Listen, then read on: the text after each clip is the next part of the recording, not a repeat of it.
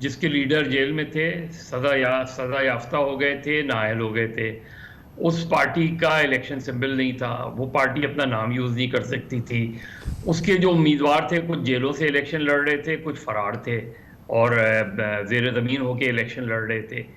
یہ ڈس ایڈوانٹیجز کسی اور جماعت کو حاصل نہیں تھی. تو لہٰذا اگر کوئی جماعت ایک طریقے سے پروٹیسٹ رکھنے کا حق رکھتی تھی تو وہ پاکستان تحریک انصاف تھی.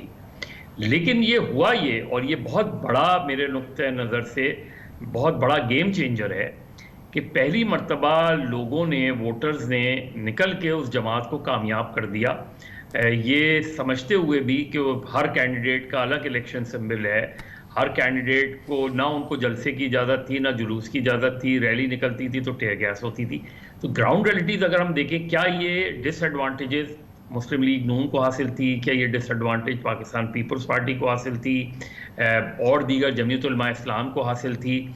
یہ تو جو گراؤنڈ فیکٹس ہیں، اگر ان کو فیکٹس کو کوئی ڈسٹارٹ کرنا چاہے تو وہ کر لے، بتا دے. الیکشن نتائج پہ ہم بات کرتے ہیں. ہمارے ساتھ پاکستان کے نامور سینئر صحافی مظہر عباس موجود ہیں. بہت بہت شکریہ مظہر عباس صاحب. یہ بتائیے گا پہلے تو یہ کہ مولانا فضل الرحمان نے ایک بار پھر ایک اور الیکشن کو مسترد کر دیا ہے، مگر اس بار انہوں نے اس بات کا یقینی بنایا ہے کہ آج سے ہی انہوں نے کہہ دیا ہے کہ وہ پارلیمنٹ میں بیٹھیں گے، لیکن اپوزیشن نشستوں پہ بیٹھیں گے مگر میدان میں بھی اتریں گے. یہ مولانا فضل الرحمان کا بیان ہے. کئی اور جماعتیں مگر چھوٹی جماعتیں جو ہیں وہ الیکشن کو مسترد زیادہ زور سے کر رہی ہیں. شکریہ کامران. دیکھیے، اگر آپ سامنے رکھیں، گراؤنڈ ریئلٹی سامنے رکھیں، تو صرف ایک جماعت تھی جس کے لیڈر جیل میں تھے، سزا یافتہ ہو گئے تھے، نااہل ہو گئے تھے، اس پارٹی کا الیکشن سمبل نہیں تھا، وہ پارٹی اپنا نام یوز نہیں کر سکتی تھی، اس کے جو امیدوار تھے کچھ جیلوں سے الیکشن لڑ رہے تھے، کچھ فرار تھے اور زیر زمین ہو کے الیکشن لڑ رہے تھے. یہ ڈس ایڈوانٹیجز کسی اور جماعت کو حاصل نہیں تھی. تو لہٰذا اگر کوئی جماعت ایک طریقے سے پروٹیسٹ رکھنے کا حق رکھتی تھی تو وہ پاکستان تحریک انصاف تھی. لیکن یہ ہوا اور یہ بہت بڑا میرے نقطۂ نظر سے بہت بڑا گیم چینجر ہے کہ پہلی مرتبہ لوگوں نے، ووٹرز نے نکل کے اس جماعت کو کامیاب کر دیا، یہ سمجھتے ہوئے بھی کہ ہر کینڈیڈیٹ کا الگ الیکشن سمبل ہے، ہر کینڈیڈیٹ کو نہ ان کو جلسے کی اجازت تھی، نہ جلوس کی اجازت تھی، ریلی نکلتی تھی تو ٹیئر گیس ہوتی تھی. تو گراؤنڈ ریئلٹیز اگر ہم دیکھیں، کیا یہ ڈس ایڈوانٹیجز مسلم لیگ نون کو حاصل تھی؟ کیا یہ ڈس ایڈوانٹیج پاکستان پیپلز پارٹی کو حاصل تھی اور دیگر جمعیت علماء اسلام کو حاصل تھی؟ یہ تو جو گراؤنڈ فیکٹس ہیں، اگر ان کو فیکٹس کو کوئی ڈسٹارٹ کرنا چاہے تو وہ کر لے، بتا دے. لیکن یہ تھے، لیکن لوگوں نے ووٹ دیا ان کو، اور آزاد امیدوار جو ہے وہ نمبر 1 رہے. اگر آپ ٹیلی دیکھیں تو اس میں نمبر 1 پوزیشن آزاد امیدوار تھی. جمعیت علماء اسلام نے 2018 میں جو پوزیشن لی تھی اس سے تھوڑی ہٹ کے پوزیشن لی ہے. 2018 میں انہوں نے یہ کہا تھا، اور اس وقت بھی پی ڈی ایم کی جماعتوں کو کہا تھا کہ ہمیں اسمبلیوں سے استعفیٰ دے دینا چاہیے، ہمیں ان اسمبلیوں میں جانا ہی نہیں چاہیے. آج جو وہ پوزیشن لے رہے ہیں اس سے قدر مختلف ہے. وہ نتائج کو تو مسترد کر رہے ہیں، لیکن وہ ساتھ میں یہ کہہ رہے ہیں کہ ہم پارلیمنٹ میں بیٹھیں گے اور نواز شریف بھی اپوزیشن میں بیٹھیں. تو اگر نواز شریف بھی اپوزیشن میں بیٹھیں گے، سارے لوگ اپوزیشن میں بیٹھیں گے، تو حکومت کون بنائے گا؟ تو میرا خیال ہے یہ ایک بات تو واضح ہے کہ ہم بڑھ تو رہے ہیں سیاسی عدم استحکام کی طرف. ہم ایک ایسی صورتحال کی طرف بڑھ رہے ہیں کہ جو ہمیں سیاسی تصادم کی طرف لے جاتی ہے. اب وہ جلسے جلوس جو بھی ہوں گے، اگر شہباز شریف وزیر اعظم ہوتے ہیں تو شہباز شریف ایک طرف پی ٹی آئی کو انہیں فیس کرنا پڑے گا، دوسری طرف انہیں مولانا سے ڈیل کرنی پڑے گی.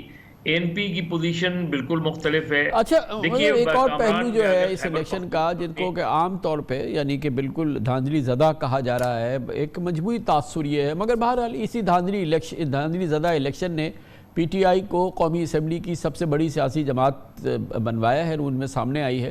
اور پھر جو مخصوص جن کی چھاپ لگی ہوئی تھی اسٹیبلشمنٹ کی جماعتیں، جیسے جہانگیر ترین کی آئی پی پی، پرویز خٹک کی P T I parliamentarians, G D A N P, اور اس طرح کی جو دوسری کئی اور باپ، ان کا صفایا ہو گئے. تو یہ کیسے دھاندلی زدہ الیکشن تھے کہ جن کی سب سے زیادہ قربت تھی یا محبت تھی یا آپس میں تھا اسٹیبلشمنٹ کے ساتھ، وہ جماعتوں کا بالکل صفایا ہو گیا. کامران یہ میرا خیال ہے اس سے ہمیں تھوڑا سا لوگوں کے سیاسی شعور کو بھی کریڈٹ دینا پڑے گا. دیکھیے میں نے جس طرح کہا کہ کس طرح جو پارٹی سب سے زیادہ ڈس ایڈوانٹیج جس کے ساتھ تھا اور سب سے زیادہ اس کو الیکشن کیمپین نہیں الاؤ کرنی تھی وہ ہمیں نظر آتا ہے گراؤنڈ پہ ارسپیکٹو کہ ان کی پالیٹکس کیا ہے اس سے اختلاف ہو سکتا ہے ہونا بھی چاہیے, لیکن گراؤنڈ پہ انہوں نے جو کیمپین کی وہ کی یا تو آن لائن جلسے کیے یا ان کی زوم میٹنگز ہوتی رہیں یا وہ ڈور ٹو ڈور جاتے رہے.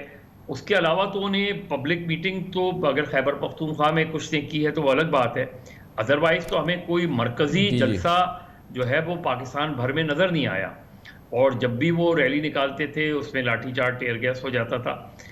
تو وہ اس کو کاؤنٹر کرنے کے لیے پہلی مرتبہ ہمیں یہ نظر آیا کہ ڈیجیٹل میڈیا اور سوشل میڈیا کا جو سب سے زیادہ مگر اس کے ساتھ ہمیں پھر یہ بات ماننی پڑے گی نا, جیسے آپ نے کہا کہ عوامی شعور کو ہم کریڈٹ دیں, ہم کسی اور کو کیا دیں, اور عوام نے نکل کے ان جماعتوں کو مسترد کر دیا جو کہ اسٹیبلشمنٹس کے سے لگاؤ رکھنے والی تھی, اور عوام نے نکل کے پی ٹی آئی کو سب سے بڑی جماعت بنا دیا.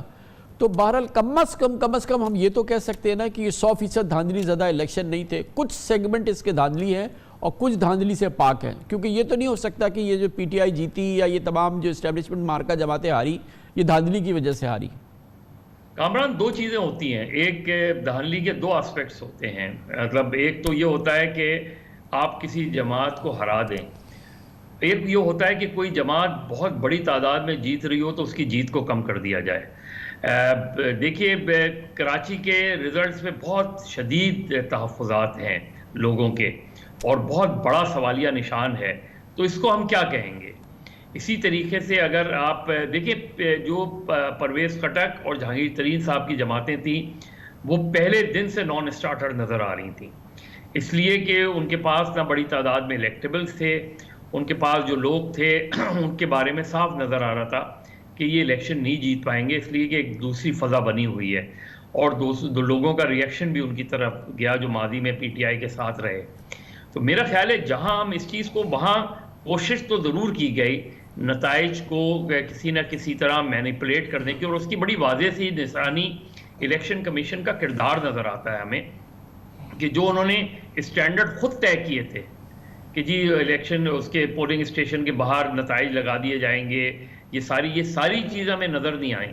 پھر یہ ہوا کہ جی الیکشن کمیشن کو پھر غیر معمولی تاخیر, یہ وہ ساری چیزیں ہیں جو اس طرف ہمیں لے جاتی ہیں کہ الیکشنز کو کس طریقے سے مینج کیا گیا. بہت بہت شکریہ. مظہر عباس ہمارے ساتھ موجود